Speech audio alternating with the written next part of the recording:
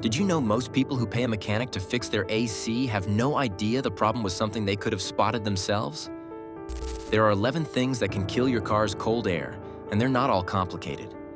Some sit right behind your glove box, some are buried in the engine bay, and at least one of them is just a setting you accidentally changed. This video breaks all 11 down so you actually understand what's happening inside that system instead of just nodding along when a tech reads you a repair order. Before we move on, please take a moment to subscribe to the channel and like the video. Number 1. Low refrigerant. AC gas leak. The compressor's spinning, the belt's turning. Everything sounds like it's doing its job, but the air coming out of the vents is barely cooler than the air outside. Low refrigerant is usually why, and it doesn't get low because the system burned through it. Refrigerant isn't fuel. If it's low, it's leaking out somewhere. The way refrigerant works is pretty straightforward. It absorbs heat from your cabin air as it evaporates inside the evaporator coil, then dumps that heat outside as it condenses near the front of the car. Less refrigerant means less heat gets pulled out per cycle, so the air at the vent barely drops. Common leak points are the Schrader valves, condenser fittings, and the evaporator itself, and you can sometimes spot oily residue around those fittings yourself before paying anyone to find it. A shop will use UV dye or an electronic sniffer to track down exactly where it's escaping, but a recharge without sealing the leak first just buys you 2 to 6 weeks before you're back to warm air. The spec for how much refrigerant your system takes sits on a sticker under the hood, and that number matters because overcharging causes its own problems. Renting a manifold gauge set and picking up a can of refrigerant with stop leak lets you at least confirm low charge is the culprit before handing the car over, because shops charge $150 to $400 just for the recharge alone, and that's before they touch whatever's actually leaking. Number 2. Dirty or clogged cabin air filter. Low refrigerant gets a lot of blame, but sometimes the refrigerant is fine and the problem is sitting right behind your glove box collecting dust. Every car has a cabin air filter that cleans the air before it hits the evaporator and comes out the vents. And when that filter packs up with leaves, dirt, and debris, airflow through the whole system drops off hard. The compressor's still running, the refrigerant's still cycling, nothing mechanical is broken, but you're barely getting any air out because the filter's acting like a wall. Reduced airflow across the evaporator coil can also cause it to ice over, which makes everything worse. You won't believe how many shops charge a full labor hour to swap one of these, and the job takes 4 minutes with no tools. Number 3. Faulty compressor. Most drivers assume a dying compressor announces itself loudly, but it usually doesn't. The clutch still engages, the fans still spin, and the system powers on like nothing's wrong. What's actually happening inside is the compressor's pumping weakly, so high side pressure drops, the refrigerant doesn't condense properly out front, and the evaporator never gets cold enough to do its job. Worn reed valves or a seized piston cause exactly this, and a manifold gauge catches it fast. Low high side pressure combined with high low side pressure tells you the compressor's the problem, not the refrigerant charge. Oil starvation kills compressors too, because a slow leak carries the oil out over months, so by the time the compressor seizes, refrigerant's also low and the diagnosis gets complicated. Replacement runs $400 to $900 in parts alone, and a good tech flushes the lines and swaps the orifice tube at the same time, because metal debris from a failing compressor contaminates everything downstream. Get a second opinion before authorizing that repair. Number 4. AC condenser blocked or damaged. The condenser sits right behind the front grille, and its only job is dumping the heat your AC pulled from the cabin into the outside air. When bugs, leaves, dirt, or road debris block it, that heat just builds up with nowhere to go. High side pressure climbs, and eventually a safety switch cuts the compressor off entirely to protect it. Did you know a partially blocked condenser can fool you completely on the highway, where ram air pushes through just fine, but the moment you hit traffic, cooling collapses? Physical damage is sneaky too, because even slightly bent fins reduce heat exchange surface area enough to drop efficiency by 20 to 30%. A garden hose sprayed gently from the engine side outward clears most debris, and a fin comb handles bent fins. But a punctured condenser needs full replacement since any breach leaks refrigerant. Number 5.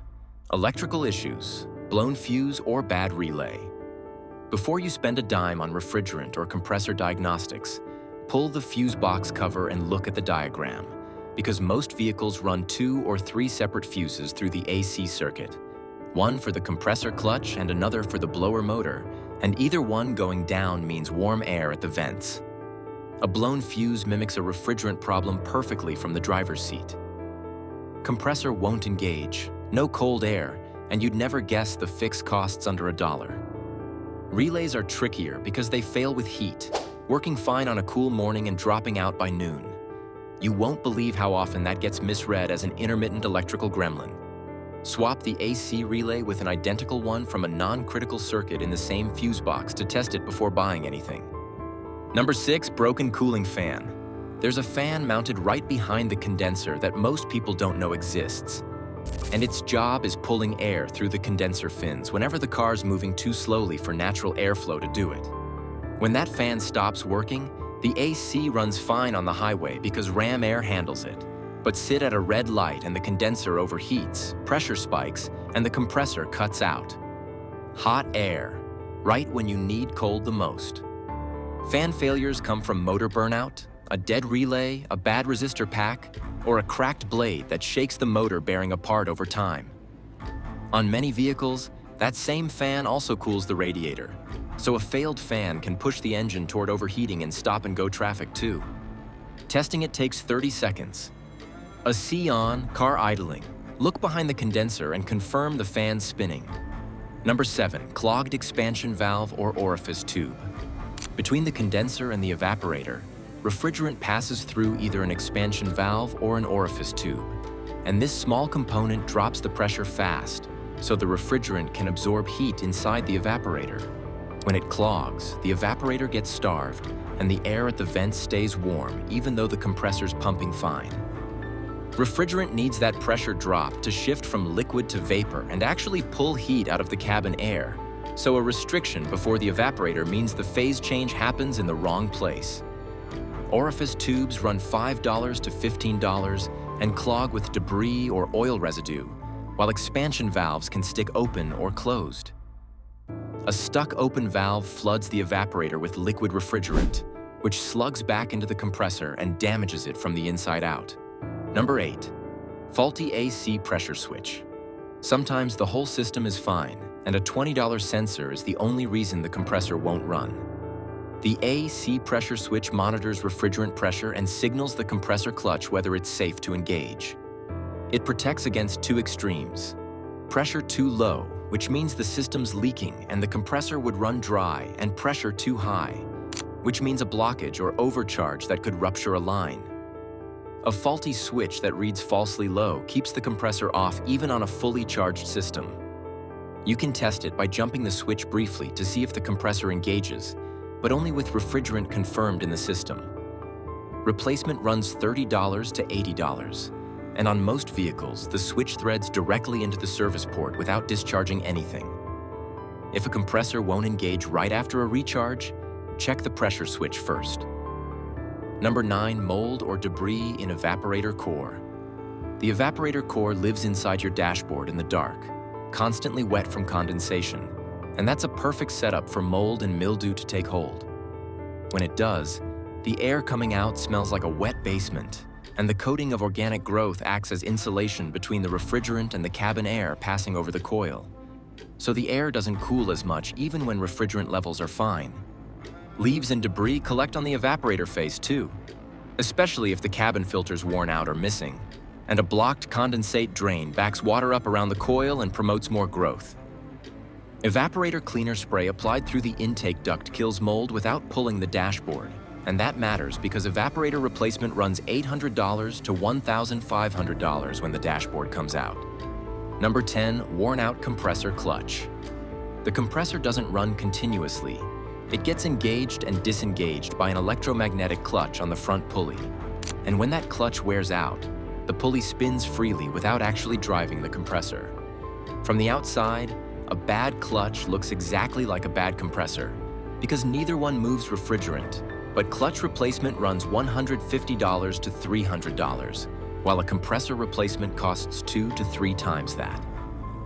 You can diagnose it yourself by watching the front of the compressor when you switch the AC on. The outer pulley spins with the belt constantly, but the inner clutch plate should snap forward and engage.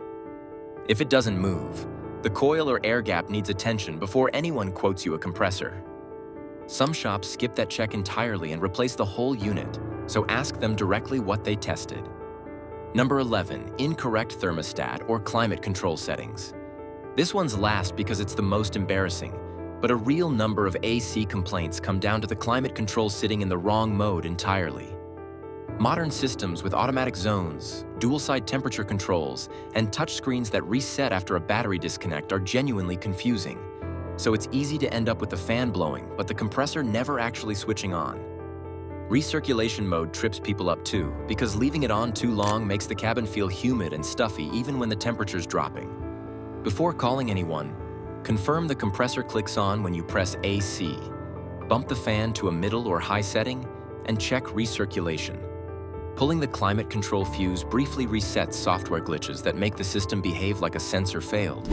And that sensor repair runs $50 to $150 if it actually did. Every one of these 11 problems fits into one of 2 buckets. Something blocking refrigerant from moving through the system, or something blocking heat from transferring out of the cabin air. Once you see it that way, you can usually narrow down which bucket your problem falls into before you talk to anyone. Next time the AC underperforms, check the cabin filter, confirm the clutch is engaging, look at the condenser fan, and pull the fuse box diagram before assuming the worst. Because 3 problems on this list cost under $20, and you can diagnose them in a parking lot. Don't forget to subscribe.